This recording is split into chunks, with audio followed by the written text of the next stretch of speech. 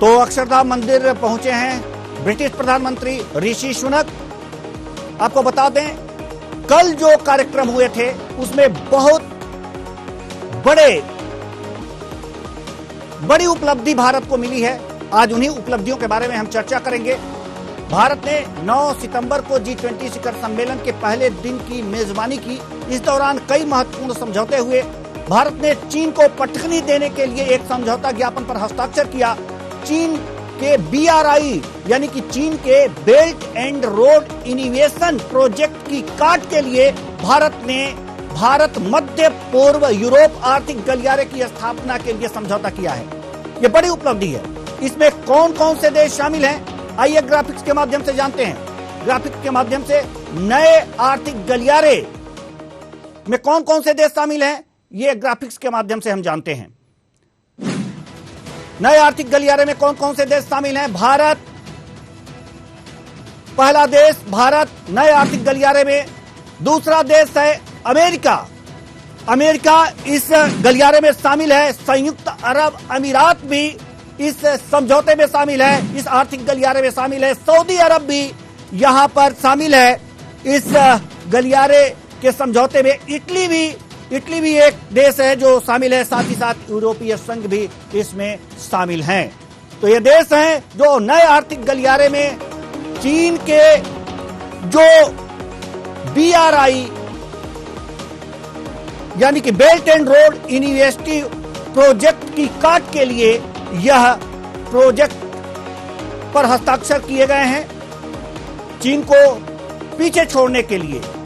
आपको बता दें कि भारत मध्य पूर्व यूरोप आर्थिक गलियारे से भारत को क्या लाभ होगा, आइए यह भी जानते हैं ग्राफिक्स के माध्यम से। नए आर्थिक गलियारे से भारत को लाभ क्या होगा, यह हम आपको बता रहे हैं। भारत को खाड़ी देशों, यूरोपीय सहित पूर्व एशिया और पश्चिम एशिया में मजबूती मिलेगी। साथ ही साथ भारत को व्यापार प्रवाह के मार्ग में मजबूती मिलेगी। भारत को रणनीति और आर्थिक स्तर पर लाभ मिलेगा। गलियारे में शामिल देशों के बीच कनेक्टिविटी बढ़ेगी। आर्थिक एकीकरण से आर्थिक विकास को प्रोत्साहन मिलेगा, विकास को गति प्रदान होगी।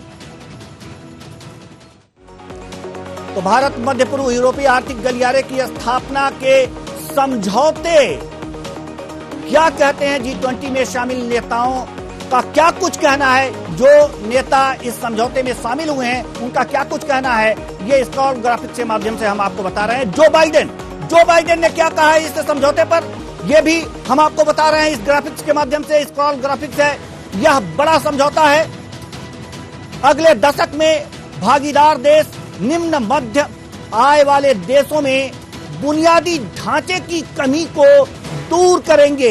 One earth, one family, one future, यही G20 सम्मेलन का फोकस है और कई मायनों में यह इस साझेदारी का फोकस भी है जिसके बारे में हम बात कर रहे हैं। अमेरिका हिंद महासागर की तरफ अंगोला से एक नई रेल लाइन में निवेश करेगा। इससे नौकरियां पैदा होंगी और खाद्य सुरक्षा बढ़ेगी। यह एक गेम चेंजिंग निवेश है। जो बाइडेन ने ये बातें कही हैं। वहीं अब अगले जो उर्सुला वान डेर लेन अध्यक्ष, यूरोपियन कमीशन के अध्यक्ष ने क्या कुछ कहा है वो भी सुनिए।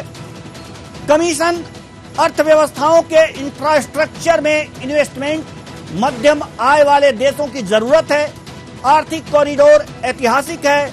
इससे भारत और यूरोप के बीच व्यापार में 40% की तेजी आएगी। साथ ही साथ अब इमैनुअल मैक्रो राष्ट्रपति फ्रांस ने क्या कुछ कहा है इस आर्थिक गलियारे पर, यह भी हम ग्राफिक्स के माध्यम से आपको बता रहे हैं। यह बहुत ही महत्वपूर्ण परियोजना है। हम लंबी अवधि के लिए इन्वेस्टमेंट करने के लिए प्रतिबद्ध हैं। यह एशिया, पश्चिम एशिया और यूरोप के लिए बहुत अहम परियोजना है। यह लोगों को आपस में जोड़ने का बड़ा अवसर है, ऐसा फ्रैंक ने कहा है। अब आपको हम बताते हैं मोहम्मद बिन सलमान, क्राउन प्रिंस सऊदी अरब, इनका क्या कुछ कहना है। सऊदी अरब इस पहल के कार्यान्वयन के लिए तत्पर है। मैं उन लोगों को धन्यवाद देना चाहता हूं जिन्होंने इस कदम तक पहुंचने के लिए हमारे साथ काम किया है। इसके बाद ओलाफ शोल्ज, चांसलर जर्मनी, इनका क्या कुछ कहना है यह भी हम आपको बताते हैं। यह बहुत ही महत्वपूर्ण परियोजना है। जर्मनी 3,500 मिलियन यूरो का वर्ल्ड बैंक के साथ अतिरिक्त निवेश करेगा। हम अफ्रीका के साथ भी काम करना चाहते हैं। तो यह सारी बातें इस समझौते पर हुई हैं जो भारत के लिए अहम है और चीन को पीछे करने में महत्वपूर्ण भूमिका निभाएगा। साथ ही साथ आपको बता दें कि नई दिल्ली में G20 सम्मेलन की पहले दिन की बैठक भारत मंडपम में हुई। पहले सत्र में नए आर्थिक गलियारे पर समझौता हुआ, वहीं दूसरे सत्र में विदेश मंत्री एस जयशंकर ने जानकारी दी। शिखर सम्मेलन ने G20 नेताओं के घोषणा पत्र को अपना लिया है। इस पत्र को G20 की थीम वसुधैव कुटुंबकम की तर्ज पर तैयार किया गया है। आइए जानते हैं क्या है G20 घोषणा पत्र। क्या है G20 घोषणा पत्र, इसके बारे में हम आपको बता दें।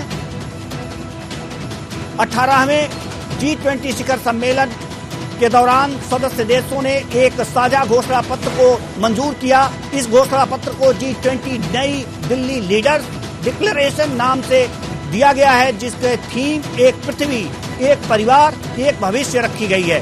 इसमें 11 अध्याय शामिल किए गए हैं। इन अध्यायों को A, B, C, D, E, F, G, H, I और J के रूप में बांटा गया है। 37 पन्नों के घोषणा पत्र में भारत का 10 बार जिक्र किया गया है। वहीं इसके प्रस्तावना में भी यूक्रेन का 4 बार उल्लेख है। अब आपको बताएं कि घोषणा पत्र के शुरुआत में प्रस्तावना है, जिसे for the planet people peace and prosperity शीर्षक दिया गया है। यानी कि घोषणा पत्र में एक धरती, एक परिवार और एक भविष्य पर जोर दिया गया है। इसमें 4 बार यूक्रेन का जिक्र है। रूस यूक्रेन मुद्दे पर समूह ने कहा है कि सभी देशों को किसी भी देश की क्षेत्रीय अखंडता और संप्रभुता या राजनीतिक स्वतंत्रता के खिलाफ क्षेत्रीय अधिग्रहण की धमकी या बल प्रयोग से बचना चाहिए। इसके साथ ही कहा गया है कि परमाणु हथियारों का उपयोग या उपयोग की धमकी अस्वीकार्य है। घोषणा पत्र में किन विषयों को शामिल किया गया है, आइए जानते हैं ग्राफिक्स के माध्यम से। एक मजबूत, टिकाऊ, संतुलित और समावेशी विकास अध्याय ए में उल्लिखित है। अध्याय 2 की अगर जो बी की बात करें तो सतत विकास, लक्ष्यों पर प्रगति में तेजी लाना, इसका उल्लेख किया गया है। सतत विकास को महत्व दिया गया है। अध्याय सी की बात करें तो इसमें टिकाऊ भविष्य के लिए हरित विकास समझौता की बात कही गई है। हरित विकास यानी पर्यावरण से संबंधित।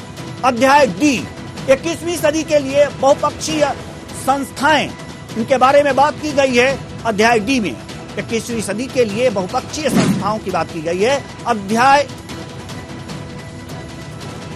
ई तकनीकी परिवर्तन और डिजिटल सार्वजनिक बुनियादी ढांचे पर बात की गई है। और अध्याय एफ अंतर्राष्ट्रीय कराधान की बात की गई है। अध्याय एफ में अंतर्राष्ट्रीय कराधान का प्रकार क्या हो, इस पर चर्चा की गई है। अध्याय जी लैंगिक समानता और सभी महिलाओं और लड़कियों को सशक्त बनाने की बात की गई है अध्याय जी में। और अध्याय एच में वित्तीय क्षेत्र के तमाम मुद्दे हैं जो कि विवादित मुद्दे होते हैं, उनको किस तरह से सुलझाया जाए, कैसे सुलझाया जाए, इस पर विस्तार से चर्चा की। अध्याय आई में वित्तीय क्षेत्र के मुद्दे, आतंकवाद और मनी लॉन्ड्रिंग का मुकाबला है। इसमें आतंकवाद और मनी लॉन्ड्रिंग से कैसे मुकाबला किया जाए यह बताया गया है। अध्याय जे में अधिक समावेशी विश्व का निर्माण कैसे हो, इसके बारे में चर्चा की गई। आज इसी मुद्दे पर हम चर्चा करेंगे और चर्चा के लिए जो हमारे साथ मेहमान जुड़े हुए हैं उनसे आपका हम परिचय करा दें। सबसे बड़ी बात यह है कि हमारे साथ जो मेहमान जुड़े हुए हैं उनसे आपका परिचय कराएं। अक्षरधाम डॉक्टर किरोड़ी सिंह, विदेशी मामलों के जानकार, आपका बहुत बहुत स्वागत है हमारे इस कार्यक्रम में। कैप्टन आई सिंह भदौरिया, रक्षा विशेषज्ञ, आपका भी बहुत बहुत स्वागत है हमारे इस कार्यक्रम में। साथ ही साथ दिनेश सिंह जी, राजनीतिक सलाहकार, आपका भी बहुत बहुत स्वागत है हमारे इस कार्यक्रम में। चर्चा की शुरुआत करते हैं। हमारे साथ राजनीतिक धुरंधर, राजनीतिक मामलों के जानकार, विदेशी मामलों के धुरंधर विशेषज्ञ जुड़े हुए हैं। चर्चा की शुरुआत हम डॉक्टर किरोड़ी सिंह जी से करेंगे। विदेशी मामलों के जानकार हैं आप, और जो उपलब्धि हमें हासिल हुई है पहले दिन की बैठक में, जो नए आर्थिक गलियारे पर समझौता हुआ है, वो देश के हित के लिए, विश्व के हित के लिए कितना महत्वपूर्ण है? देखिए देवेंद्र जी, आपने जो घोषणा पत्र जारी हुआ है उसके मेन पॉइंट्स को विस्तार से बताया जी। लेकिन मुझे जो सवाल पूछा है आपने, वो जो कॉरिडोर की बात है उस पे पूछा है जी। ये जो India middle east Europe corridor है, ये कोई अपने आप में इंडिपेंडेंट नहीं है। आज से लगभग 2 साल पहले G7 में partnership for global infrastructure investment का प्रोग्राम अडॉप्ट किया था G7 ने। ये उसी के बैनर के नीचे हैं और 2 कॉरिडोर की बात हुई है, एक India middle east economic corridor और दूसरा ट्रांस अफ्रीकन कॉरिडोर। और ये दोनों ही कॉरिडोर हैं, वो इन देशों के जो विकासशील देश हैं उनके विकास में महत्वपूर्ण भूमिका निभाएंगे, क्योंकि इससे व्यापार आसानी से होगा, सरल होगा, और एक इंफ्रास्ट्रक्चर डेवलप करेंगे तो एम्प्लॉयमेंट जनरेट भी होगा। तो ये दोनों ही महत्वपूर्ण हैं। लेकिन एक बात मैं कहना चाहूंगा कि भारत का जो संस्कृति है, तहजीब है, वो समन्वयकारी है।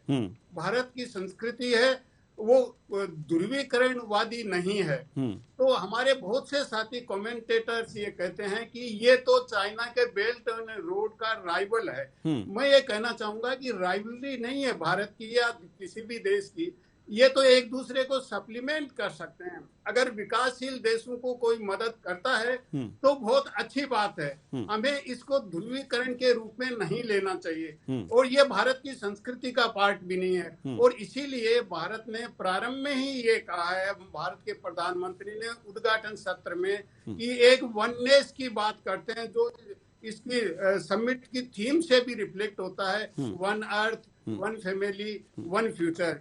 इसके साथ भारत के प्रधानमंत्री ने यह भी कहा है कि ट्रस्ट डेफिसिट है, हमें ट्रस्ट को रेस्टोर करना है, डिस्ट्रस्ट को बढ़ाना नहीं है। तीसरा, हमारे प्रधानमंत्री ने स्पष्ट रूप से कहा कि मानव केंद्रित विकास होना चाहिए, और मानव केंद्रित विकास तभी होगा कि हम जो संपोषित विकास के लक्ष्य हैं उनको हासिल करने का प्रयास करें। इसके अतिरिक्त जो बहुत महत्वपूर्ण है वो मल्टीलेटरलिज्म को प्रमोट करने की बात है। संयुक्त राष्ट्र संघ के महासचिव ने बार बार ये कहा है कि जो विश्व की बहुपक्षीय संस्थाएं हैं वो आज के यथार्थ को, 21वीं सदी के यथार्थ को रिप्रेजेंट नहीं करती हैं, इसलिए उनमें सुधार की जरूरत है, संयुक्त राष्ट्र संघ सहित। लेकिन G20 है, ये 21वीं सदी का ही संगठन है, इसलिए ये संगठन बहुत महत्वपूर्ण है। दूसरा, ये संगठन है, ये विश्व का रिप्रेजेंटेटिव है, क्योंकि विकासशील देश भी हैं इसमें, इसके सदस्य, और विकसित देश भी हैं। बाकी संगठन है वो किसी एक पक्ष को रिप्रेजेंट करते हैं। G7 है वो विकसित देशों को रिप्रेजेंट करता है, SCO, ब्रिक्स हैं वो विकासशील देशों को रिप्रेजेंट करते हैं। तो उस हिसाब से G20 में कोई प्रस्ताव आता है या कोई रणनीति तय होती है तो वो बड़ी महत्वपूर्ण हो जाती है। इसके अतिरिक्त जब हम SDG की, संपोषित विकास के लक्ष्यों की बात करें, तो संयुक्त राष्ट्र ये संघ ने अभी मिड टर्म जो रिव्यू किया है इसी वर्ष, उसकी ड्राफ्ट रिपोर्ट अभी तैयार हुई है, उसमें ये कह रहे हैं कि 15% लक्ष्य हैं वो ही राइट ट्रैक पे हैं, 48% हैं वो राइट ट्रैक पे नहीं है, ऑफ ट्रैक चल रहे हैं। तो इसके लिए ये जो प्रस्ताव रखा गया, ये डिक्लेरेशन है, ये जो 48% ऑफ ट्रैक हैं या जो 37% सही रास्ते नहीं है, वो स्टेगनेट हैं, उनको राइट ट्रैक पे लाने का प्रयास में मददगार होगा। दूसरी तरफ क्लाइमेट चेंज की बात हो रही है तो ग्रीन डेवलपमेंट, ग्रीन एनर्जी और बायोफ्यूल के अलायंस की बात है। ये सब मददगार होंगे शताब्दी लक्ष्यों को हासिल करने में। तो इस हिसाब से मुझे लगता है कि G20 में कोई प्रस्ताव आता है या कोई रणनीति तय होती है, वो दूसरे संगठनों की रणनीति को ले से ज्यादा महत्वपूर्ण है। प्रारंभ में यह आशंका थी कि रसिया और चीन नहीं आ रहे हैं तो उससे हो सकता है संयुक्त वक्तव्य या घोषणा पत्र जारी नहीं हो, लेकिन ये भारत की क्षमताओं का ही प्रतीक है कि भारत ने सही तरीके से राइट पर्सपेक्टिव में इसको तैयार करने के लिए और सबसे सहमति हासिल कर ली है। तो हमें भारत की संस्कृति के संदर्भ में देखना चाहिए, ध्रुवीकरण के संदर्भ में। हम थोड़ी देर के लिए आपको रोकना चाहेंगे। अगर हम ध्रुवीकरण, डॉक्टर किरोड़ी सिंह जी, हम आपको थोड़ी देर के लिए माफ कीजिएगा सर, युद्ध में चली जाएगी। जी माफ कीजिएगा, जी थोड़ी देर के लिए हम आपको रोकना चाहेंगे। इस समय जो हमारे विदेशी मेहमान है राजघाट पहुंच रहे हैं, बापू को नमन कर रहे हैं, उनकी समाधि पर जा रहे हैं और वहां पर प्रधानमंत्री हमारे जो नरेंद्र मोदी जी हैं उनको बापू के बारे में और उनकी समाधि के बारे में बता रहे हैं। वहां पर वो मौजूद हैं। एक एक करके हमारे विदेशी मेहमान राजघाट की तरफ जा रहे हैं, तस्वीरों में आप देख सकते हैं।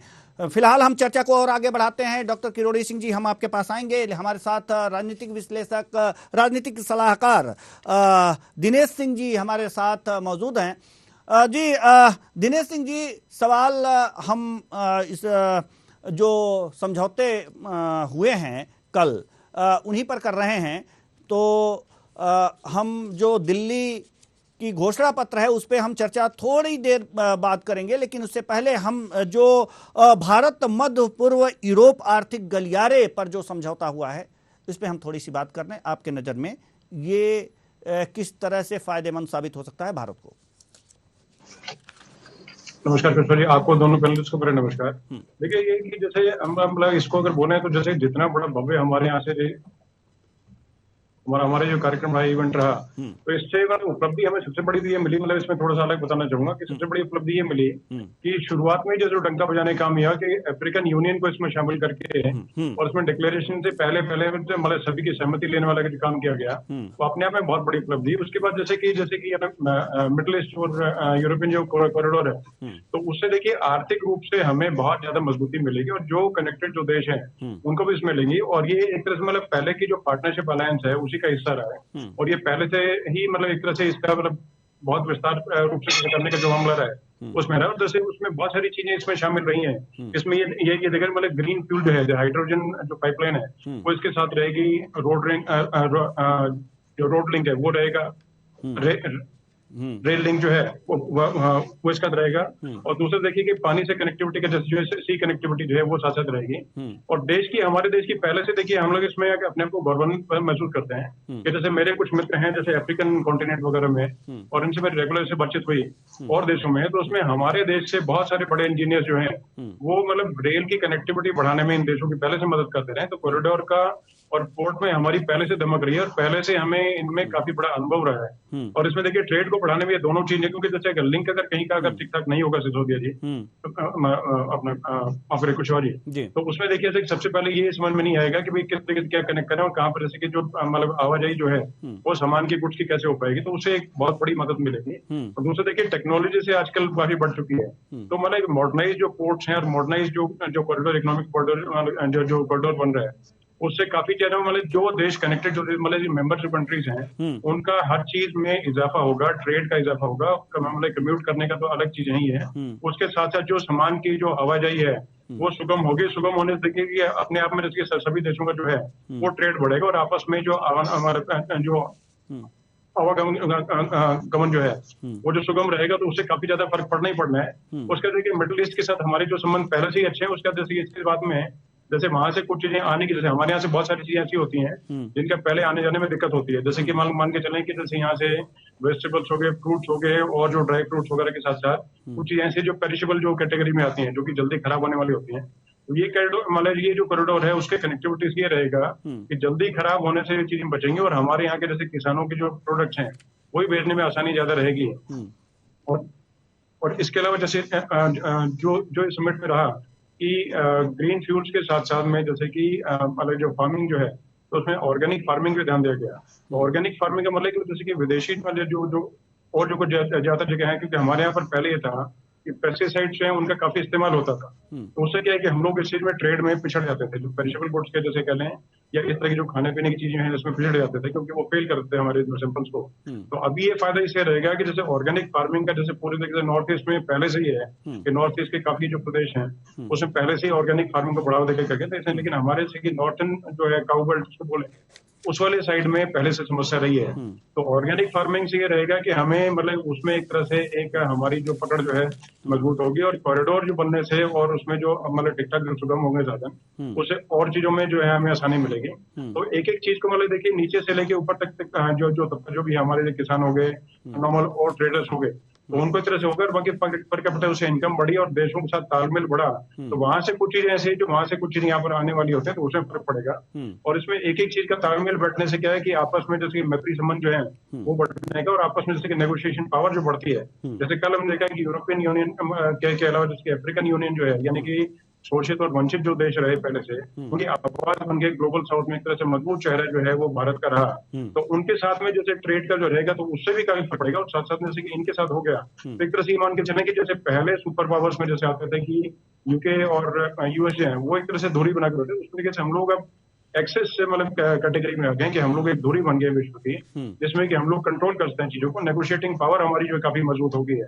तो इसमें ट्रेड को काफी बढ़ोतरी काफी मदद मिलेगी। मिडिल ईस्ट जो कॉरिडोर है, यूरोपियन कॉरिडोर, क्योंकि यूएस हो गया, यूएस एक तरह से ट्रेड में हमारा बहुत बड़ा पार्टनर है। चाइना जो है वो मतलब उसके साथ हमारा काफी चीजों का रहा है, इटली के साथ भी बहुत सारी चीजों का हमारा रहा है। मिडिल ईस्ट से हमारा मतलब क्योंकि फ्री पोर्ट के नाते वहां पर काफी चीजों का आवागमन, काफी चीजों का एक्सपोर्ट और इम्पोर्ट होता है। तो उससे हमारी मतलब है कि चीजें बहुत सुगम होंगी, बहुत आसान होंगी और जीवन स्तर बढ़ेगा। जैसे कि इसमें जो राय वसुधैव कुटुंबकम है, वन फैमिली वन नेशन वाली जो बातचीत रही और आगे फ्यूचर की जो बातचीत रही, तो उसी के नाते मतलब ये आगे बढ़ाने में बहुत मदद मिलेगी। और टेक्नोलॉजी के और कॉरिडोर के इससे सुधार से बहुत चीजों में जीवन स्तर में और एक एक चीज मतलब हर स्टेटा का जो है इसमें लाभ होगा और कंट्रीज के साथ साथ एक एक चीज का आपस में और बढ़ावा बढ़ेगा। और जैसे कि युद्ध की जो स्थिति वाली जो कहानी और जो बनती है उन चीजों से बचाव मिलेगा। और एक तरह से बहुत एक बड़ी महापंचायत में और ये महाफैसला रहा कि ठीक है जिसमें कि सभी का साथ रहेगा और सभी का विकास रहेगा और सभी का विश्वास जो है, जैसे ग्लोबल ट्रस्ट जो है वो बिल्डिंग मतलब जो है उसमें हमारे को बहुत मदद मिलेगी। तो यही चीजें हैं जी। ठीक है डॉक्टर माफ कीजिएगा, कैप्टन आई सिंह भदौरिया जी रक्षा विशेषज्ञ हमारे साथ मौजूद हैं। आपसे सवाल हम यही करना चाहेंगे कि चीन के BRI यानी कि और भारत में जो ये समझौता हुआ है भारत मध्य पूर्व यूरोप आर्थिक गलियारा, ये किस तरह से भिन्न है और किस तरह से BRI को टक्कर दे सकता है यह समझौता? निश्चित तौर पे देवेंद्र जी कि ये समझौता जो दिल्ली समझौता जो हुआ है, दिल्ली में हुआ है, सारे G20 के जो भी 21 देश अब हो गए, पहले 20 हुआ करते थे, क्योंकि भारत ने एक बहुत नई उपलब्धि दर्ज करा दी है कि अफ्रीकन देश को कोई साथ नहीं लेके चलता था, मगर भारत की पहल रही और माननीय नरेंद्र मोदी जी ने उनको उसमें शामिल करा दिया। और ये 55 अफ्रीकी देशों का ये समूह है, अफ्रीकन देश। ये कहीं ना कहीं चाइना अपने साथ इनको रखना चाहता था, मगर नरेंद्र मोदी जी ने ये एक जो कदम उठाया है इससे अफ्रीकन देश समझ चुका है कि उनका सच्चा हितैषी कौन है। अभी जो आपने कॉरिडोर की बात करी, मैं उस पर आता हूँ, तो बहुत सही बात है कि आज जो ये समझौता हुआ है दिल्ली के अंदर G20 समिट में, तो ये कहीं ना कहीं चाइना के जो मंसूबे थे विस्तार, खास करके विस्तारवादी तर्क जो जिस पर रास्ते में वो चलते हैं, तो उससे उसको बहुत बड़ी एक इससे चोट पहुंचेगी। उसे लगेगा कि भारत ने जो एक कदम उठाया है ये बहुत बड़ा कदम है और इसके साथ वो देश भारत के साथ खड़े हैं जो वर्ल्ड की बहुत बड़ी बड़ी शक्तियां हैं, चाहे वो अमेरिका हो, फ्रांस हो, इंग्लैंड हो, इटली हो, ये सभी जो है ना आज भारत के साथ खड़े हैं। और इसमें देवेंद्र जी जो देखने वाली बात यह है कि आप ये देखिए नरेंद्र मोदी जी ने जो मतलब यहाँ डिसीजन लिए हैं वो देश हित में तो है ही है, मगर पूरा वर्ल्ड जितने G20 के बड़े देश हैं वो भी इस सोच में पड़ गए हैं कि नरेंद्र मोदी जी ने जो मुद्दे लिए हैं वो सबके हित में है। जैसे उन्होंने टेररिज्म का रखा है, तो टेररिज्म जो है ना सभी देश पीड़ित है उसमें। तो ऐसे नरेंद्र मोदी जी लाए हैं, तो मैं कहूंगा कि ये हर किसी के दिमाग की सोच की बात नहीं है, जिसपे उन्होंने काफी समय से बहुत जो है ना होमवर्क किया है और उस तरह से उन्होंने मुद्दे रखे। तो आज चाइना, भले ही चाइना और जी योगी सोच रहे होंगे कि जो ये सब समिट जो हो रही है आज भारत में, इसका कुछ रूपरेखा ही बदल गया, क्योंकि इससे जो पहले जो समिट हुई है आप उसमें देखो कि कुछ एक मुद्दे थे जिसपे सहमति बनती थी और पूर्ण रूप से नहीं बनती थी। कोई 4-5 देश उसके साथ सहमत होते थे, बाकी असहमत हो जाते थे। मगर माननीय प्रधानमंत्री नरेंद्र मोदी जी ने जो भी मुद्दे लिए हैं उसमें पूरे देश सहमत है। तो ये भारत के लिए बहुत बड़ी उपलब्धि है। तो ये सब चीजें देखना पड़ेगी कि रक्षा सौदा हो, चाहे आप देखिए टेररिज्म हो, जो ये भारत के लिए बहुत जरूरी है। इससे चाइना अब सोचने पर मजबूर हो जाएगा। जिस तरह की नीतियां भारत ने बनाई है तो चाइना इस पे अब विचार करेगा। अभी तक जो चाइना हर किसी को भी आगे दिखाया आता था, मगर ये समझौते में चीजें वो सारी लेके आए गए हैं कि जो चाइना इसके ऊपर विचार करेगा कि आखिर दिखाना और विस्तारवादी नीति पे उसे अपने पे ब्रेक लगाना पड़ेगा। जी तो देवेंद्र जी, मैं यही कहूंगा कि प्रधानमंत्री नरेंद्र मोदी ने जो डिसीजन लिया है, जो फैसले लेके आए, सबसे बड़ी बात ये है कि एक भी देश इस पे असहमत नहीं है। सबने जो है ना अपने तहे दिल से उसको सहमति दी है, सभी उसमें रजामंदी दे चुके हैं। एक देश ने भी इसके ये नहीं कहा है कि नहीं हमारे हिसाब से। तो ये बहुत बड़ी देश भारत के लिए उपलब्धि है। तो इसीलिए कहते हैं कि भारत अब वो समय दूर नहीं है कि विश्व गुरु की तरफ एक कदम आगे बढ़ा चुका है। जी बिल्कुल। और आने वाले समय में ये जो वर्ल्ड की महान शक्तियां हैं, बिल्कुल जो है ना अब ये भारत की तरफ सोचेंगी कि हमें भारत से क्या क्या ले सकते हैं, क्या क्या भारत से चाहे वो रक्षा हो या अन्य क्षेत्र में हो, ऊर्जा क्षेत्र में हो, जिस तरह से ये कॉरिडोर की जो नरेंद्र मोदी ने एक सोच बनाई है, तो ये इनकी शायद कभी ये हालांकि देश बड़े हैं, शक्तिमान हैं, धनाढ्य हैं, मगर ये चीजें उनके दिमाग में भी नहीं आई थी जो नरेंद्र मोदी जी ने बनाई है। तो ये मैं तो यही कहूंगा कि भारत आज एक कदम आगे बढ़ा चुका है वर्ल्ड में विश्व गुरु बनने के लिए, और इसमें हम सबको गर्व है, भारत देश को गर्व। बिल्कुल बिल्कुल। हम आपके पास आएंगे। हमारे साथ डॉक्टर किरोड़ी सिंह जी हैं, विदेशी मामलों के जानकार हैं और बहुत ही बारीक जानकारियां हमारे दर्शकों को आप देते हैं। और ऐसी ही जानकारियों, ज्ञानवर्धक जानकारियों के लिए हम एक सवाल आपसे रखना चाहते हैं। जैसा कि ये जो नए आर्थिक गलियारे से संबंधित ही ये सवाल है, जैसा कि अमेरिका ने ये कहा है कि हिंद महासागर की तरफ अंगोला से एक नई रेल लाइन में वो निवेश करेगा और इससे नौकरियां पैदा होंगी और खाद्य सुरक्षा बढ़ेगी। जी, इसे हम आपसे समझना चाहेंगे कि इससे नौकरियां तो पैदा होंगी, खाद्य सुरक्षा बढ़ेगी, ये बात किस तरह से, ये हम आपसे समझना चाहते हैं। देखिए, अमेरिका एक विश्व में प्रभुत्ववादी एक हेगेमोनिक कंट्री है। अमेरिका का अपना राष्ट्र हित अलग है। भारत का दृष्टिकोण और राष्ट्र हित अमेरिका से कुछ सीमा तक भिन्न है। भिन्न इस सेंस में है कि भारत का दृष्टिकोण है वो राष्ट्रीय इंटरेस्ट को, अपने राष्ट्र हित को पूर्ति के साथ साथ एक मानवतावादी दृष्टिकोण रख के समन्वयवादी संस्कृति का विकास करना चाहता है विश्व पटल पे, जिससे विश्व में शांति और प्रगति हो सके। तो भारत का दृष्टिकोण है वो किसी राइवल का नहीं है, और इसी की वजह से भारत ने दो प्रस्ताव रखा घोषणा पत्र का, उसमें चीन और रूस भी सहमत हो गए हैं। तो ऐसी स्थिति में भारत का दृष्टिकोण है वो विश्व के लिए ज्यादा मददगार हो सकता है। जैसा आपने कॉरिडोर के बारे में कहा कि कॉरिडोर के बारे में हमारे कुछ कमेंटेटर्स ये कहेंगे कि ये चाइना का राइवल है। भारत का दृष्टिकोण राइवलरी का है ही नहीं। भारत मानव केंद्रित विकास की बात कर रहा है। भारत विश्वास बहाल करने की बात कर रहा है।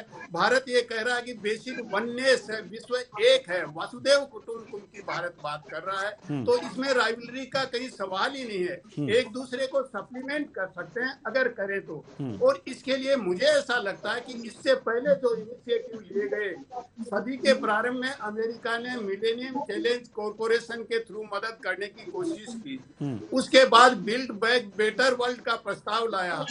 फिर यूरोपियन कंट्रीज ने ग्लोबल गेटवे इनिशिएटिव लाए।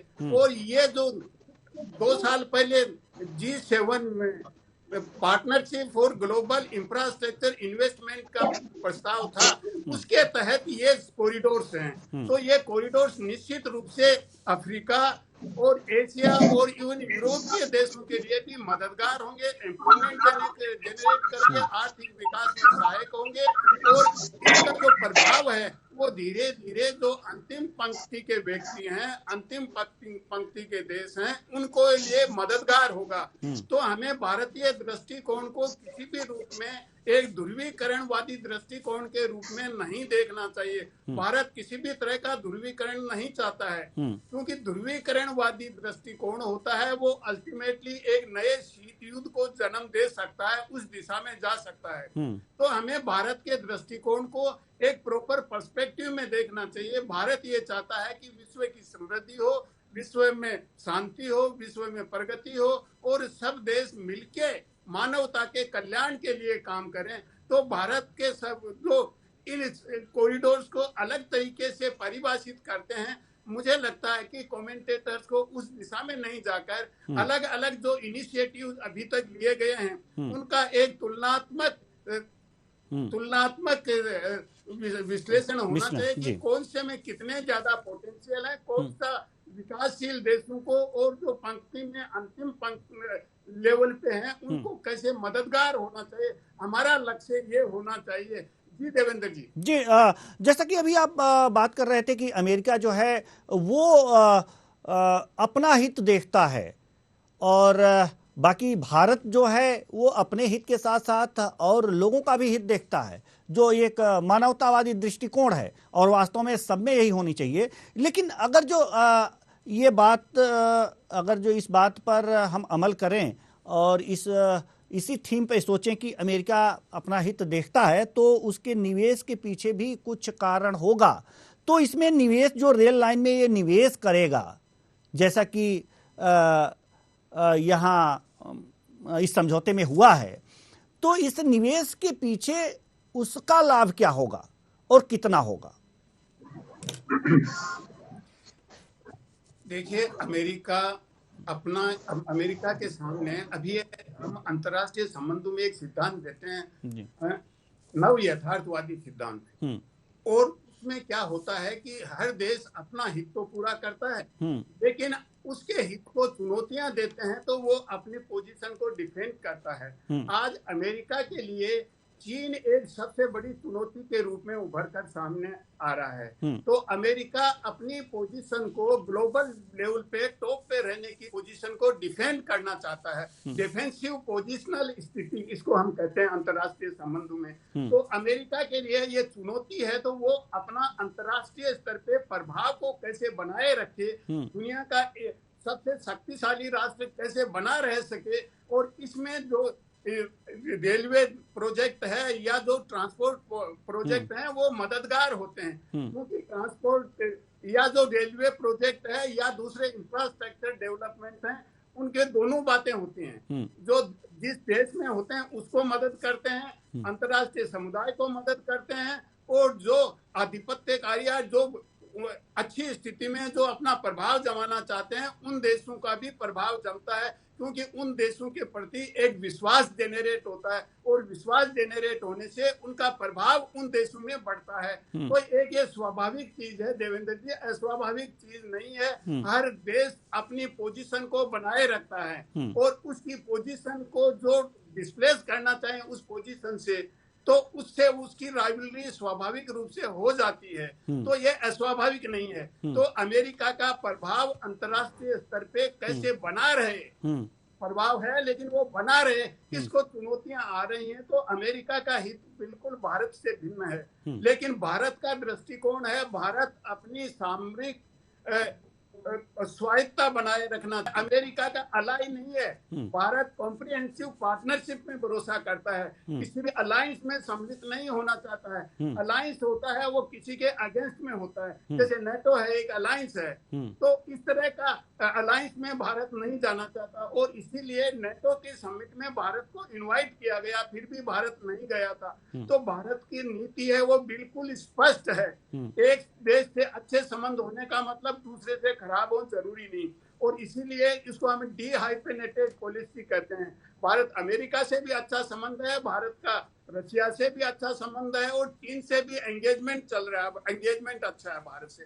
तो ऐसी स्थिति भारत की नहीं है। तो भारत की दृष्टिकोण और अमेरिका के दृष्टिकोण में कुछ भिन्नताएं हैं, लेकिन बहुत से मीटिंग पॉइंट हैं। अमेरिका को भारत की जरूरत है, भारत को अमेरिका की अपने विकास के लिए, अपने तकनीकी सामर्थ्य बढ़ाने के लिए जरूरत है। तो दोनों एक के इंटरेस्ट हैं, उनका कन्वर्जेंस हो रहा है। तो ये कोई भी मुझे कुछ भी अस्वाभाविक उसमें बिल्कुल नहीं लग रहा है देवेंद्र जी। यस जी जी, ये तो अच्छी बात है, अस्वाभाविक नहीं लग रहा है और नहीं ही लगना चाहिए।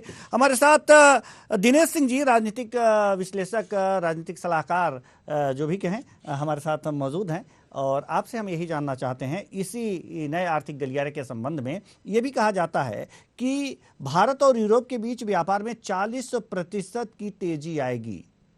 तो ये व्यापार जो होगा, ये व्यापार के क्षेत्र में 40% की तेजी आएगी, तो किन व्यापार कई प्रकार के होते हैं सर, तो किन किन प्रकार के व्यापारों में जो आयात निर्यात भी होते हैं, तो इनमें तेजी आ सकती है? जी कुशवाहा जी, देखिए सबसे पहले अगर बोले जैसे कल जो डिस्कशन जैसे हुआ तो उसके बाद में जैसे कि निचोड़ पूरा उसका निकला कि महाराज पंचायत में, तो देखिए जैसे कि ये कलयुग है, कलयुग का मतलब मैकेनिकल युग है, मतलब धर्म वाला कलयुग नहीं है। बिल्कुल बिल्कुल। तो उसमें देखिए जैसे कि हर कोई देश अपनी सहूलियत, अपने वर्चस्व चाहता है। और अभी जैसे कि यूएस का हमारे साथ अलायंस का जो नया मतलब जो शुरू हुआ है, तो ये भी देखिए जैसे कि यूएस अपनी सहूलियत चाहता है कि अपना वर्चस्व ये मतलब इस कॉन्टिनेंट में वर्चस्व हो गया और उसमें भारत से बेहतर उसको कोई पार्टनर नजर नहीं आया जो कि चाइना की आंखों में आंखें डाल के बात कर सके और दोस्ती भी निभा सके। तो दोनों तरह के नया जो भारत है वो इमर्जिंग जो भारत एक तरह से दूरी के रूप में, एक्सेस के रूप में उभरा। तो उसका देखिए जैसे कल जो डिस्कशन मतलब बताना जरूरी समझता हूँ कि उसमें क्लाइमेट चेंज से रिलेटेड जो चीजें उसका निदान हो गया। उसका उसमें फॉसिल फ्यूल जो है उनका मतलब एक तरह से फेजिंग आउट, मतलब फेज आउट करना जो है वो क्या, उसका में क्लीन एनर्जी को बढ़ाना, मतलब ये सब ट्रेड की चीजें इसलिए बताऊं पहले बताऊं। उसका ना 20% एथेनॉल की मतलब पहले हमारे यहाँ पहले ही मिलाते थे उसमें, लेकिन अब इस तरह से ग्लोबल जैसे कि जो कंट्रीज हैं जैसे उसमें शामिल जो है G20 में, अभी 21 हो गए, तो इसमें 20% एथेनॉल मिलाने की जो उसमें डाइल्यूट करने का जो है वो एक तरह से मंजूरी दी गई है। उसके बाद में इकोनॉमिकल जैसे कि एक तरह से रिस्टोरेटिव मोशन बोले हैं या और कुछ बोले हैं, उसके अलावा जैसे कि मतलब मैरीन जैसे उसका बढ़ाने का काम हो गया। और सर्कुलर इकोनॉमी का मतलब जो जा रहा है वापस आकर के घूम करके और वो चीजें आपस में आदान प्रदान का रिश्ता बना रहे। अब चीजें आते हैं कौन कौन सी चीजें हो सकती हैं, तो उसमें कुछ होती है कि साफ जैसे बोले जैसे कि मैंने पेरिशेबल गुड्स का पिछली बार स्टेटमेंट बोला था, तो पेरिशेबल गुड्स से हमारे यहाँ से बहुत सारी चीजें ऐसी जो जल्दी खराब होने वाली होती है, जिसकी एक शेल्फ लाइफ होती है, कम होती है। जैसे कि अगर ड्राई फ्रूट्स बोले तो उसकी एक शेल्फ लाइफ अलग होती है, लेकिन बहुत सारी चीजें ऐसी होती है जिसकी शेल्फ लाइफ कम होती है। तो एक कनेक्टिविटी अच्छी होने से ये रहेगा कि उसमें जो भेजने वाले जो ट्रेडर जो भी हैं या प्रोड्यूसर, मैन्युफैक्चरर या किसान जो भी हैं, तो उसको जैसे भेज पाएंगे और भेजने में उनको आसानी रहेगी, उससे ट्रेड देखिए बढ़ा। दूसरा क्या है कि बहुत सारी चीजें जैसे जल्दी आने वाली जैसे कि चाइना से या कुछ जगह से हमारा ऐसा सामान आना होता है या मिडिल ईस्ट से जैसे होता है, कुछ जगह ऐसे होता है जैसे कि चाइना के बजाय मिडिल ईस्ट से मतलब चाइना का सामान है और चला के मिडिल ईस्ट मतलब जीरो पोर्ट होने की वजह से वहाँ से दुबई वगैरह वहाँ से वापस हमारे यहाँ पर वापस आते हैं, क्योंकि बहुत बड़े ट्रेडर्स हम पे उस तरीके से ट्रेडिंग का हब एक रहते हैं। तो वहाँ से देखिए जैसे कि दवाई होगी और कुछ होगी, जैसे कभी अचानक एकदम से कोई मतलब खुदा ने कहा तो कोई पेंडेमिक की स्थिति जैसे हो गई या उस टाइम कुछ हो गया, तो उस टाइम जैसे कि पेंडेमिक के टाइम हमने देखा कि जैसे मास्क थे या अन्य कुछ चीजें ऐसी थी, हार्ट से रिलेटेड बहुत सारी मतलब ऐसी कुछ चीजें हैं, ऑन्कोलॉजी से रिलेटेड जैसे हमारे यहाँ से एक्सपोर्ट होती भी है, इम्पोर्ट होती भी है। तो वो चीज जैसे कि जल्दी आने वाली, तो जैसे कनेक्टिविटी जितना समय बचेगा तो वही एक तरह से ट्रेड में इजाफा बढ़ाने का एक तरीका होता है। तो इसी प्रकार से फिर जो पूछा कि टेक्नोलॉजी, जैसे इसमें ये जो कॉरिडोर बनेगा तो इसमें टेक्नोलॉजी का बहुत भारी उपयोग होगा, बहुत भारी इस्तेमाल होगा, तो उससे फर्क पड़ेगा। और मैन पावर देखिए टेक्नोलॉजी अगर बनेगी तो देखिए साथ साथ मैन पावर भी बढ़ेगा, क्योंकि इतने ही लोग काम करने वाले जो कामगार हो गए उनकी बढ़ोतरी होगी। उससे एक तरह से हर देश जो कनेक्टेड जो है वहां पर से अलग से एक इंफ्रास्ट्रक्चर क्रिएट होगा और ट्रेड बढ़ेगा, तो ट्रेड बढ़ने के साथ साथ में काम करने वाले लोगों की भी जरूरत ज्यादा पड़ेगी, उससे फर्क पड़ेगा। और इसी प्रकार से टेक्नोलॉजी के अलावा जैसे बोले, जैसे कि मतलब मोटर व्हीकल्स हो गए, बायोफ्यूल्स की बात करें तो जैसे कि मतलब मिडिल ईस्ट की तरफ से हमारे यहाँ पर एलपीजी वगैरह का काफी ज्यादा और आयात करने का जो कई बार समझौते होते रहते हैं, और एलपीजी वहां से आती भी है।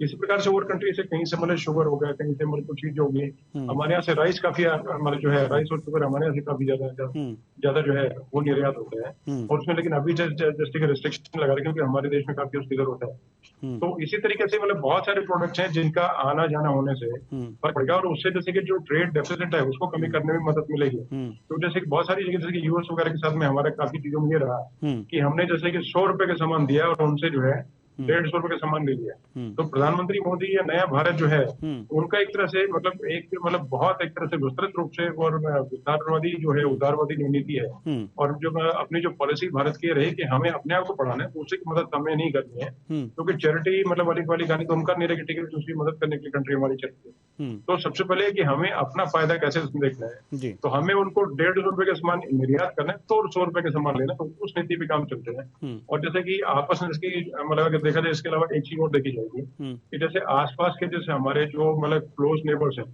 उनका बढ़ाने का काम भी, क्योंकि उनको मजबूत करने का जैसे मतलब 2 तरह के तरीके होते हैं ट्रेड को बढ़ाने का या अपने आप को बढ़ाने के। कुछ बात ये कि जैसे कोई लाइन अगर है या तो उसको मिटा दिया जाए, तो मिटाने का देखो आजकल जमाना नहीं है, तो उसको लाइन को लंबी कर दे। लाइन लंबी करने का एक ही तरीका होता है कि अपनी इकोनॉमिक जो है पावर बढ़ा ली जाए, अपनी नेगोशिएशन पावर जो है उसको बढ़ा लिया जाए, अपने आप को बड़ा इतना कर दिया जाए, मतलब कि अपना वृहद रूप इतना बना दिया जाए कि दूसरा देखने से पहले सोचे कि भाई इनसे लड़ना या कुछ बोलना जो ठीक नहीं है, इनके साथ मैत्री करके चलना ही ठीक है।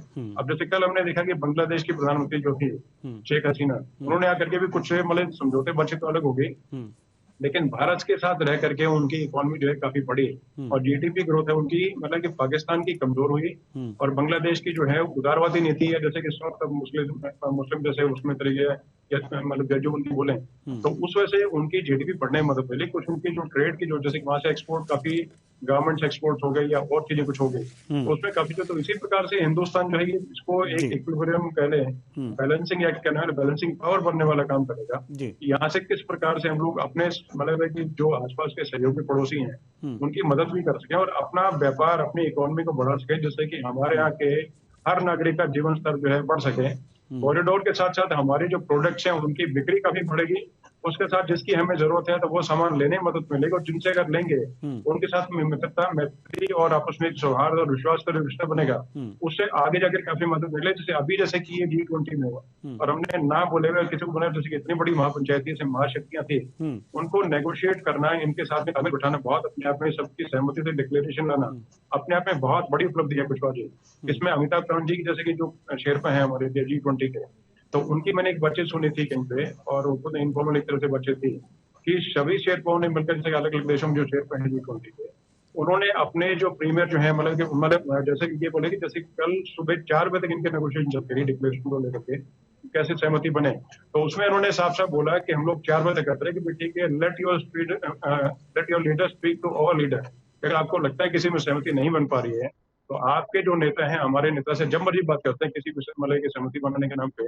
उन्होंने एक तरह से बर्निंग द मिडनाइट फ्यूल कि अपने तरीके से बहुत मेहनत करके और नेगोशिएशन टेबल पे ला करके चीजों को ऐसे करके लाके किया कि सभी की सहमति बने। सहमति के साथ साथ मतलब आपके साथ साथ मतलब ये होता है कि सभी को ट्रेड की जो है कि यहाँ पर जो महत्वाकांक्षा सभी की होती है, तो सबको ट्रेड अपना बढ़ता हुआ नजर आता है और इससे एक एक चीज जो बढ़ती हुई नजर आई है। तो उसमें रशिया को बैठे बैठे अपने आप ही फायदा करके रशिया के उस पर यूएस ने काफी कुछ बोला था और यूरोपियन यूनियन या वेस्ट जो बोले वो हमेशा जो है रशिया के खिलाफ रहे हैं, रशिया को हमेशा नीचे करने में रहे हैं, जी क्योंकि अपना वर्चस्व उनको बढ़ाना, तो वो अपना लाभ के लिए मतलब कोई दुश्मनी की बचत नहीं थी, अपना वर्चस्व बढ़ाने के लिए और उस कॉन्टिनेंट को कम करने के लिए सिर्फ बचत थी। तो उसमें हमने बैठे बैठे एक तरह से कि रशिया के मुद्दे को कर्टेल करके कम करने का काम किया, और साथ साथ ये भी नहीं किया कि यूक्रेन को हमने दबा दिया, साथ साथ ये किया कि ठीक है भी न्यूक्लियर पावर जो है वो ध्यान रखें, इसी का किसी तरह की जो पीस जो है वो ब्रीच ना हो, किसी तरह की समस्या ना हो। तो हमने एक तरह से की बैलेंसिंग के साथ साथ दोनों काम करे कि यूक्रेन को भी, यूक्रेन से मतलब बहुत बड़ा काम होता है, यूक्रेन से व्हीट का और शुगर का, उन चीजों का बहुत बड़ा एक्सपोर्ट करने का काम होता है जी। तो उससे मतलब यूरोप में एक तरह से रिश्ता उसकी बनी कि ठीक है कि व्हीट एक्सपोर्ट जो होता है तो वो हमारे यहाँ से होने लगा। तो जैसे ब्रिटेन को हम बहुत व्हीट देते हैं, मतलब बहुत गेहूं देते हैं, तो इन चीजों को लेकर के मतलब सभी का मतलब समावेश ये बोले हैं कि सबका साथ, सबका विकास, सबका भरोसा, सभी के सबकी इकट्ठी है, सबका विश्वास बने, और हर तबके का, हर देश का इसमें बढ़ोतरी का काम होगा। और हमारी लाइन भी ऊपर ऊंची उठी और हम लोग ग्लोबल लीडर्स बन के एक तरह से उभरे, और इससे बहुत फायदा सारे देश को हो गया, और एक तरह से हिंदुस्तान जो है उसका मतलब डंका सारे विश्व में बजा। और वो जो पुरानी जैसे कि सोच थी, जो पुरानी उसमें यूरोपियन यूनियन बोले या विश्व जैसे बोले जो करते थे पहले कि ठीक है भाई गरीबों की कंट्री है, गरीबों का देश है, तो उसके बजाय अब ये हो गया कि ठीक है बात मजबूत है, एक तरह से विश्व शक्ति के रूप में हो गया। ये कुछ बात जी। अब ठीक है, हम अब बात करें घोषणा पत्र की, चूंकि अब जो ये समझौते हुए हैं नए आर्थिक कॉरिडोर पे, अब तक तो यही चर्चा हो रही थी, लेकिन हम चाहते हैं कि थोड़े से जो घोषणा पत्र हुआ है दिल्ली लीडर्स घोषणा पत्र, तो उसमें भी थोड़ी सी चर्चा हो जाए। हमारे साथ राजनीति के और विदेशी मामलों के जानकार भी मौजूद हैं, रक्षा विशेषज्ञ भी हैं हमारे साथ, और राजनीतिक सलाहकार भी हैं, तो हम छोड़ना नहीं चाहते आप लोगों को, उस पर भी थोड़ी सी राय लेना चाहते हैं। तो सबसे पहले जो इसमें अध्याय ए में लिखा गया है, एक मजबूत, टिकाऊ, संतुलित और समावेशी विकास की जहां तक बात की गई है, तो ये इसमें पूरे विश्व पटल पर यह बात की गई है, तो इस तरह से ये पूरे विश्व का मजबूत, टिकाऊ, संतुलित और समावेशी विकास किस आधार पर और कैसे किया जा सकता है, मैं जानना चाहूँगा डॉक्टर किरोड़ी सिंह जी से, विदेशी मामलों के जानकार हैं। कैसे किया जा सकता है, कैसे एक रणनीति बनाई जा सकती है? हालांकि घोषणा पत्र में तो इसका जिक्र है। जी जी, आपने जिसकी बात की है वो strong, sustainable, balanced and inclusive growth word है जी, डेवलपमेंट नहीं है जी। और जब तक ग्रोथ नहीं होगा तब तक आप कैसे मदद कर पाओगे देशों की? क्योंकि जो विकासशील देश हैं उनकी समस्या सबसे बड़ी है ग्रोथ की, इकोनॉमिक ग्रोथ, प्रोस्पेरिटी की। तो उसको आप कैसे हासिल कर पाओगे जब तक कि कुछ इंफ्रास्ट्रक्चर प्रोजेक्ट्स न हो, कुछ प्रोग्राम न हो? तो ग्रोथ होगा तब सस्टेनेबल डेवलपमेंट होगा जी, क्योंकि ग्रोथ के बिना डेवलपमेंट नहीं हो सकता। क्योंकि ये ऑलरेडी एस्टिमेट हो चुका है कि अगर सस्टेनेबल डेवलपमेंट जो हम 2030 का एजेंडा कहते हैं, अगर उसको हासिल करना है तो हर साल लगभग 2 ट्रिलियन से ज्यादा डॉलर से ज्यादा पैसा चाहिए। पैसा है नहीं, तो वो कहां से आएगा? तो वो आएगा, ग्रोथ होगा तो लोगों को सहूलियत मिलेंगी तो मनी जनरेट होगी। तो इसके लिए, ग्रोथ के लिए ये जो कॉरिडोर हैं वो भी ग्रोथ के लिए हैं। तो दूसरी जो एक्टिविटीज प्रपोज किए हैं घोषणा पत्र में, वो ग्रोथ को बढ़ाने के लिए ही हैं। अगर ग्रोथ बढ़ेगा तो एक संपोषित विकास भी होगा। और जो संयुक्त राष्ट्र संघ का मंतव्य है, जो सार्वभौमिक लक्ष्य तय किए हुए हैं 17 लक्ष्य, उसको हासिल करने में मदद मिलेगी। तो संयुक्त राष्ट्र संघ के महासचिव ने रिपीटेडली दुनिया के नेताओं से और अलग अलग संगठनों से अपील की है कि एक राइवलरी को छोड़ो, मल्टीलेटरलिज्म को मजबूत करो, संस्थाओं को मजबूत करो। जो पुरानी संस्थाएं हैं वो आज के यथार्थ को रिप्रेजेंट नहीं करती हैं। नई संस्थाओं का निर्माण करो, पुरानी का रिफॉर्म करो, और एक जन सामान्य की मदद के लिए, जन सामान्य को कैसे अच्छी स्थिति में लाया जाए उसके लिए प्रयास करो। तो इसी के लिए संयुक्त राष्ट्र संघ में सुधार की बात भी है। तो ये सब चीजें हैं जो घोषणा पत्र में है, वो ग्रोथ एनहांसमेंट के लिए हैं। ग्रोथ बढ़ाना जरूरी है। अगर ग्रोथ बढ़ेगा तो निश्चित रूप से सभी में प्रगति होगी। तो ये संयुक्त राष्ट्र संघ के जो महासचिव हैं वो रिपीटेडली हर मंच पे कह रहे हैं। उन्होंने कीनिया में इसी हफ्ते नैरोबी में भी कहा, क्लाइमेट चेंज में भी, और आसियान समिट में भी यही बात की, और फार ईस्ट जो ईस्टर्न एशियन कंट्री समिट है उसमें भी बात की, और यहाँ भी यही बात की है। तो जो संयुक्त राष्ट्र संघ के महासचिव की अपील है उसको पूरी तरह से सम्मिलित कर लिया गया है, और उससे मुझे लगता है कि अगर संयुक्त राष्ट्र संघ को थोड़ा और मजबूत कर दिया जाए, उसको एम्पावर कर दिया जाए, तो दुनिया एक अच्छी स्थिति में जा सकती है। और एक जो स्थिति मुझे लग रही थी प्रारंभ में, ये आशंका थी कि दुनिया नई एक कोल्ड वार की शीत युद्ध की स्थिति में जा सकती है अगर रशिया और चाइना एग्री नहीं होते हैं तो ये भारत का सामर्थ्य है, भारत की सार्थकता है कि भारत ने दुनिया को नए शीत युद्ध की तरफ जाने से रोक लिया है और एक सर्वसम्मति से घोषणा पत्र पास करवा दिया है, और ग्रोथ पे फोकस है, मानव केंद्रित ग्रोथ पे फोकस है, विश्वास बहाली का प्रयास भी है, और दुनिया को एक यूनिट वासुदेव कुटुंबकम की तरफ ले जाने का प्रयास है। जी देवेंद्र जी, हम आना चाहेंगे कैप्टन आई सिंह भदौरिया जी के पास, और अगला सवाल इसी से संबंधित है, लेकिन इससे पहले हम आपको बता दें कि ये जो हम लाइव तस्वीरें आपको लगातार दिखा रहे हैं, ये राजघाट से ये लाइव तस्वीरें दिखा रहे हैं, जहां पर विभिन्न हमारे जो विदेशी मेहमान आए हुए हैं विभिन्न देशों से, वो राजघाट पर आ रहे हैं। वहाँ प्रधानमंत्री नरेंद्र मोदी उनका लगातार स्वागत कर रहे हैं और उनके बारे में बता रहे हैं, राजघाट के बारे में बता रहे हैं, महात्मा गांधी जी के बारे में बता रहे हैं, और एक एक करके हमारे जो विदेशी मेहमान हैं राजघाट पहुंच रहे हैं। ये तस्वीरें सीधे राजघाट से हम आपको दिखा रहे हैं, और साथ ही साथ हम चर्चा की ओर पुनः लौटते हैं एक बार फिर। और कैप्टन आई सिंह भदौरिया जो रक्षा विशेषज्ञ हैं, इसलिए आपसे इस जो घोषणा पत्र हुआ है इसमें जो दो बातें हैं आपसे जरूर इसके बारे में हम आपकी राय जानना चाहेंगे। इसमें सबसे पहले तो बात है कि वित्तीय क्षेत्र के मुद्दे, आतंकवाद और मनी लॉन्ड्रिंग का मुकाबला करने की बात कही गई है अध्याय आई में। अध्याय आई जो है इसमें ये बातें कही गई हैं कि वित्तीय क्षेत्र के मुद्दे, आतंकवाद और मनी लॉन्ड्रिंग का मुकाबला कैसे किया जाए। कहा तो गया है, लेकिन कैसे हो सकता है? जी कैप्टन आई सिंह भदौरिया जी आपसे। जी जी आप मेरी आवाज आ रही है? जी आ रही है, लेकिन आवाज आपकी कट के आ रही है। जी जी कैप्टन आई सिंह भदौरिया जी देवेंद्र जी, मैं ये कहना चाहूंगा जी कि मनी लॉन्ड्रिंग का मामला कोई छोटा नहीं था, इससे बहुत बड़ा अर्थव्यवस्था पे जो है ना असर पड़ा था, चाहे वो भारत में हो या अन्य देशों में हो। मनी लॉन्ड्रिंग एक पूरी अर्थव्यवस्था को बिगाड़ने वाला था। वो भारत इसके ऊपर जो है ना, जिस तरह से भारत ने इस बात को भी इसमें शामिल किया है अपने घोषणा, इससे फायदा खाली भारत को ही नहीं होगा, अन्य कंट्रियों को भी होगा, और ये जरूरी था। और नरेंद्र मोदी जी ने बड़े ही सूझबूझ के साथ इसको घोषणा पत्र में लेके आए। और सबसे बड़ी बात है इसकी जो ड्राफ्टिंग की है उसमें बड़ा ध्यान दिया है उन्होंने, जिससे किसी को ये न लगे कि भारत अपने हित के लिए सोच रहा है। इससे हित सभी का जाहिर होता है। तो मनी लॉन्ड्रिंग और आतंकवाद ये इससे सभी पीड़ित है। अभी अकेला भारत को पीड़ित यही है, अभी अन्य देश भी पीड़ित है। अमेरिका भी इससे अछूता नहीं है, वो भी आतंकवाद से बहुत बड़ा पीड़ित है। उसकी इतनी बड़ी धरोहर थी कि वर्ल्ड ट्रेड उसको तो आतंकवादियों और घटना में गिरा दिया गया था। तो ये सब देश समझते पर्सनली देखो आप, आतंकवादी घटना कैसी हुई है कि पूरा फ्रांस सहला दिया था, और भी अन्य देश है। तो इन चीजों से सभी पीड़ित है और सब समझते हैं कि मनी लॉन्ड्रिंग से ही आतंकवाद बढ़ता है, क्योंकि मनी लॉन्ड्रिंग में जो पैसा आता है तो ज्यादा से ज्यादा आतंकवाद का लगाया जाता है। तो जो ड्राफ्ट में ये रखा है अच्छा सूझबूझ के साथ एक चीज रखी है। तो मैं तो यही कहना चाहता हूँ, नरेंद्र मोदी जी ने जो सब लिए वो सभी के लिए सटीक बैठ रहे हैं, सभी देशों के लिए।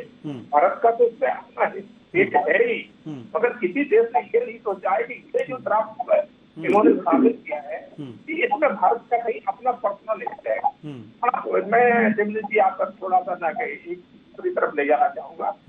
जैसे उन्होंने यूक्रेन और रसिया का जो युद्ध है, पहले भी दूसरे देशों में ये समिट हुआ है, तो वहां पर जब इस पर चर्चा होती थी तो बड़े हार्ड शब्द यूज किए जाते थे। मतलब सीधा सीधा टारगेट किया जाता था रसिया को, और यूक्रेन को एक मतलब ये कहेंगे कि बहुत ही बड़ा पैमा है उसके साथ जो, मगर मोदी जी ने सबको भी दे दिया और उसको इस तरह से रखा है कि रसिया को भी कहीं गलत नहीं कराया गया है, रसिया का उसमें नाम ही नहीं रखा है, इस तरह से एकदम ओपन किया है।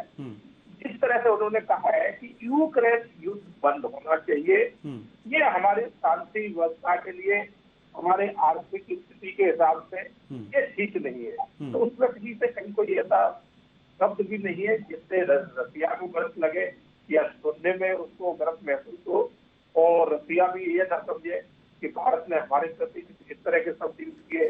तो यही एक बहुत बड़ी सूझबूझ का जो ड्राफ्ट तैयार किया है, तो इसमें अपनी बात भी कही है और उस तरह से कही है कि सामने वाले को बात भी समझ में आ जाए, और जिसके लिए कहा जा रहा है उसे भी लगे कि ये मेरे भी हिस्से है और इससे दूर भी हो जाए तो भी अच्छा है। तो मैं यही कहूंगा कि भारत ने इस समिट में किस तरह से अपना जो दिखाया है, हर तरह से मेहनत करके, चाहे वो अपना फौजी के ड्राफ्ट बनाया हो, दिल्ली ड्राफ्ट हो, जिस तरह से उनके साथ किया है, तो ये अलग ही दिखाई दे रहा है कि भारत ने वाकई में मेजबानी G20 की है। तो ये अभी तक जो हुई है उनसे जिसमें कुछ हटके जी। अब हम आना चाहेंगे राजनीतिक विश्लेषक हमारे दिनेश सिंह जी के पास। दिनेश सिंह जी, आपसे जल्दी से हम जानना चाहेंगे, क्योंकि समय हमारे पास नहीं है, समय की बहुत किल्लत है और आप लोगों का समय भी मैंने बहुत ज़्यादा ले लिया। तो आपसे जानना चाहेंगे कि लैंगिक समानता और सभी महिलाओं और लड़कियों को सशक्त बनाने की बात की गई है अध्याय जी में। हालांकि और जो भी ऊपर के अध्याय हैं उनको तो एक ही लपेटे में डॉक्टर किरोड़ी सिंह जी ने विश्लेषित कर दिया, सारी बातें बता दी। आपसे हम जानना चाहते हैं, लैंगिक समानता और सभी महिलाओं और लड़कियों को सशक्त बनाने की बात जो कही गई है अध्याय जी में, ये संभव किस तरह से है और किस तरह से अगर जो ये देश जो हैं किस रास्ते पर आगे चलें कि ये जो सशक्त इन्हें बनाया जा सकता है? कहने की तो सभी कहते हैं कि हम सशक्त बना रहे हैं। जी जी कुशल जी, देखिए ऐसा है कि समानता मतलब एक तरह से आज की मतलब समय की पुकार भी है, आवश्यकता भी है। क्योंकि देखिए मान के चलें कि अगर 40-50% अगर हमारे यहाँ पे मतलब हमारे यहाँ के मतलब सारे विश्व में अगर है कि वो वर्किंग करती है, मतलब एक प्रतिनिधि बोले या मतलब आधा जो है वो एक तरह से पार्ट जो है वो महिलाओं का है, तो उनको देखिए उसी तरीके से समानता अगर नहीं मिलेगी तो चहुमुखी विकास जो है हम लोग एक्सपेक्ट कैसे करेंगे? क्योंकि बहुत सारी चीज जैसे कि मतलब एक जैसे पहले से भी होता था कि सर एक पर्टिकुलर कुछ जैसे कि टीचिंग होगी और कुछ होगी, इस तरह की जो सॉफ्ट चीजें होती थी उनमें महिलाओं को रखा था, लेकिन बाद में धीरे कहते कि मिलिट्री, नेवी, एयरफोर्स तक में और पायलट्स हमारी मतलब देश की बेटियां बहनें जो बहुत सारे नाम रोशन कर रही हैं। और इवन देन जैसे कि मतलब पहले सुनीता विलियम्स का जैसे नाम हमने सुना कि स्पेस क्राफ्ट में भी कहीं कुछ गई और हमारा भारत का पूरा नाम रोशन किया।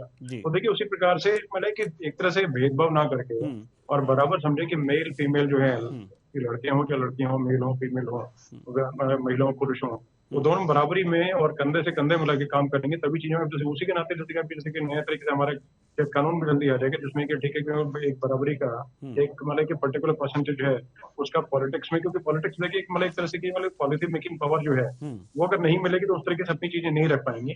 तो वो चीजें उसका विभिन्न सेक्टर में, सभी सेक्टर्स में इनके लिए जॉब की व्यवस्था होगी। उसके साथ साथ मतलब कि और चीज जैसे ट्रेड में है तो ट्रेड में से महिलाओं को बढ़ोतरी देने के लिए इंसेंटिव्स उनको दिए जाते हैं जैसे किस तरह, तो उसी तरीके से IMF की जैसे गाइडलाइंस के तो उसी के मुताबिक बोले हैं या जैसे वर्ल्ड ट्रेड बॉडीज हैं उनकी गाइडलाइंस के मुताबिक बोले हैं कि जैसे जो महिला उद्यमी हैं उनके काम करते हैं। हम थोड़ी देर के लिए आपको रोकना चाहेंगे दिनेश सिंह जी, थोड़ी देर के लिए आपको रोकना चाहेंगे हमारे साथ। जी अभी तस्वीरें आप देख रहे थे वो ऋषि सुनक थे, ब्रिटेन के प्रधानमंत्री, और जो अभी हमारे प्रधानमंत्री से वहाँ राजघाट पहुँचे थे और प्रधानमंत्री नरेंद्र मोदी से हाथ मिलाए, गांधी जी की ये समाधि पर वहाँ पर पहुँचे हुए थे। जी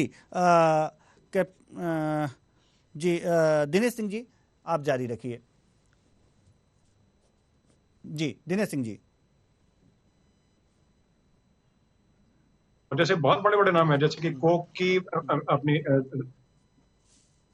इंदिरा नूई का नाम हमने सबने सुना है। जी जी। तो इससे पहले और बड़े बड़े नाम हैं जो कि महिलाओं के, जो उन्होंने कि अपने झंडे गाड़े अलग अलग क्षेत्रों में। तो उस तरीके से कि जो मतलब कि वर्ल्ड ट्रेड बॉडीज है उन्होंने पूरा इसका ध्यान रखा है। और अभी जैसे कि इतने बड़े विश्व शक्तियों का जैसे कि महापंचायती महासम्मेलन था, तो उसमें क्या है कि जैसे कि जो मतलब पार्टनरशिप जैसे अलायंस जो कंट्रीज हैं, उनमें सब में अगर एक बात जाएगी तो उस तरीके से मैं थोड़ा सा अलग मतलब जिस चीज पे जाके बोलूँ कि जैसे कि कुछ वर्ष पहले जैसे कि एक सम्मेलन हुआ था विज्ञान भवन दिल्ली में, जिसमें मैं भी शामिल था, कि उसमें था कि one world one sun one grid. तो उस वक्त नहीं लगता था कि इस बड़े पैमाने पे होता है, लेकिन ये G20 में सभी चीजों को लेकर के तो उस वक्त भी चीजें अधिक चल रही थी। और ये बोलना इसलिए आवश्यक था कि उस टाइम पे बहुत सारी महिलाएं थी जो कि इससे रिन्यूएबल एनर्जी और जो से रिलेटेड जो है उनसे मिला, उनसे बातचीत हुई और बड़ी खुशी हुई।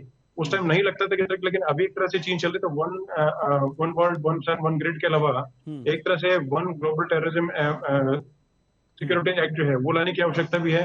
वन इकोनॉमी होगी, वन फैमिली होगी, तो वो सब की चर्चा तो होती नजर आती है। उसी प्रकार से ये वननेस जो है मतलब एकता जो है वो लानी जरूरत है कि एक ही है, मेल फीमेल में कोई फर्क नहीं है। जो मतलब कि बराबरी पे ला करके, बराबरी के उस लेवल प्लेइंग फील्ड पे ला करके उनको मदद की जाए, तो उसमें साथ साथ में कि उनके दिमाग उनके इंटेलेक्ट जो है उसका इस्तेमाल भरपूर तरीके से होगा। देश उतना देश और जो जितनी कंट्री जो है G21 में शामिल, उन सबका विकास चौमुखी विकास होने से दूसरी तरफ दिमाग नहीं जाएगा और वो चीजें पीने वाले ट्रेड की और हर चीजों को बढ़ोतरी पे सिर्फ ध्यान दिया जाएगा।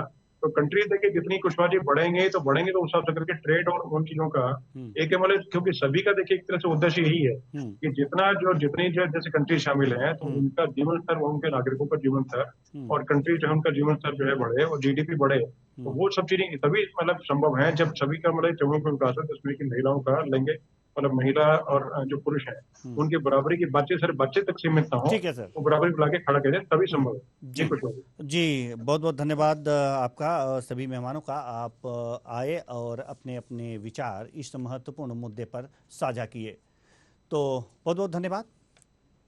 डॉक्टर किरोड़ी सिंह जी आपका भी, कैप्टन आई सिंह भदौरिया आपका भी और दिनेश सिंह जी आपका भी। तो कुल मिलाकर के देखा जा रहा है कि कल जो बैठकें हुई उनमें भारत को महत्वपूर्ण 2 समझौते हुए, एक घोषणा पत्र पर सहमति बनी और दूसरा जो नए आर्थिक गलियारे पर समझौते हुए। ये 2 महत्वपूर्ण चीज़ें थीं। अब ये जो तस्वीरें आप देख रहे हैं राजघाट से, ये लाइव तस्वीरें हैं महात्मा गांधी की समाधि से। आपको सीधी तस्वीरें हम आपको दिखा रहे हैं राजघाट से। ये सीधी तस्वीरें जहां पर जो हमारे विदेशी मेहमान हैं एक एक करके आ रहे हैं, महात्मा गांधी की जो समाधि है उसको नमन कर रहे हैं। और वहां पर प्रधानमंत्री नरेंद्र मोदी वहां पर उनकी अगवानी के लिए वहां पर मौजूद हैं और महात्मा गांधी की समाधि के बारे में उन्हें बता रहे हैं। तो ये समाधि का दृश्य, महात्मा गांधी के समाधि स्थल का यह दृश्य है जहां पर ये ज्योति जल रही है।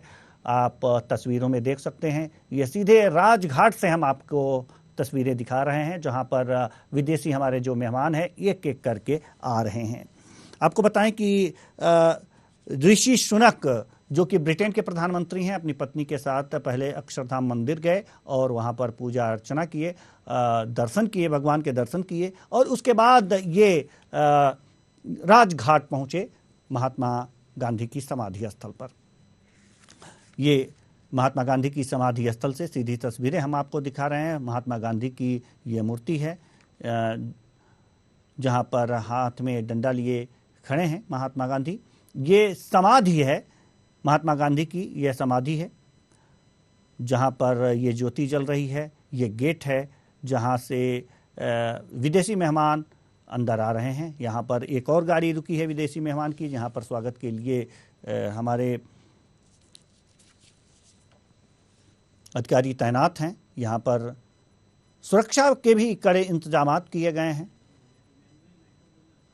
इमैनुअल मैक्रो यहाँ पर जो फ्रांस के राष्ट्राध्यक्ष हैं ये यहाँ पर पहुँचे हुए हैं और राजघाट की ओर बढ़ते हुए राजघाट पर पहुंच चुके हैं। ये महात्मा गांधी की समाधि स्थल की ओर बढ़ते हुए इमैनुअल मैक्रों राष्ट्रपति हैं फ्रांस के और इनकी जो महत्वपूर्ण भूमिका इमैनुअल मैक्रों राष्ट्रपति फ्रांस समाधि स्थल की ओर बढ़ रहे हैं। आपको बताएं कि इन्होंने जो नए आर्थिक गलियारे की बात थी उस पर इन्होंने ये कहा था कि यह बहुत ही महत्वपूर्ण परियोजना है, हम लंबी अवधि के लिए इन्वेस्टमेंट करने के लिए प्रतिबद्ध हैं। यह एशिया, पश्चिम एशिया और यूरोप के लिए बहुत अहम परियोजना है, हम लोगों को आपस में जोड़ने का बड़ा अवसर है। यह प्रधानमंत्री से मिले, प्रधानमंत्री ने इनका स्वागत किया, शॉल भेंट की। ये खादी की शॉल है जो उन्हें भेंट की। हर मेहमानों को खादी की जो शॉल भेंट की जा रही है यहाँ पर प्रधानमंत्री द्वारा। और जो समाधि स्थल है इनके बारे में भी जानकारी प्रधानमंत्री नरेंद्र मोदी दे रहे हैं। सीधी तस्वीरें राजघाट से हम आपको दिखा रहे हैं। G20 शिखर सम्मेलन में हिस्सा लेने सभी लगभग कई देशों के राष्ट्राध्यक्ष यहाँ पर पहुँचे हैं, 20 देशों के राष्ट्राध्यक्ष यहाँ पर पहुँचे हैं, कुछ के प्रतिनिधि यहाँ पर पहुँचे हैं। एक एक करके सभी आज दूसरा दिन है राजघाट पहुँच रहे हैं महात्मा गांधी के समाधि स्थल पर। यहाँ पर देखिए दोनों राष्ट्राध्यक्ष एक दूसरे से बातचीत करते हुए, प्रधानमंत्री नरेंद्र मोदी और इमैनुअल मैक्रों राष्ट्रपति फ्रांस आपस में बातचीत करते हुए। और इसके बाद आप सीधी तस्वीरें देख रहे हैं राजघाट से।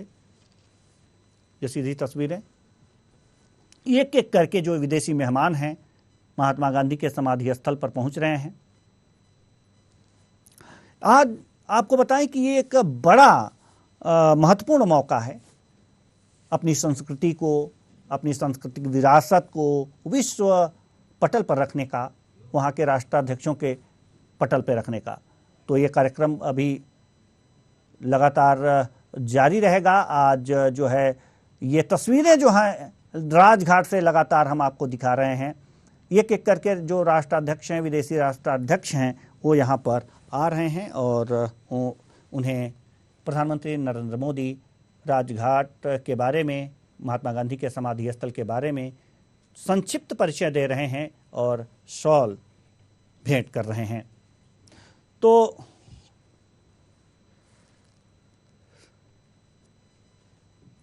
आज तो इस कार्यक्रम को हम यहीं विराम देते हैं, इस कार्यक्रम को यहीं विराम देते हैं। और जैसे ही आज दूसरे दिन की बैठक होगी और उसमें कुछ जो भी महत्वपूर्ण बातें निकल करके सामने आएंगी, हम इसे लेकर आपके सामने, आपके समक्ष जरूर प्रस्तुत करेंगे। फिलहाल इस कार्यक्रम में इतना ही, मुझे दीजिए इजाजत। नमस्कार।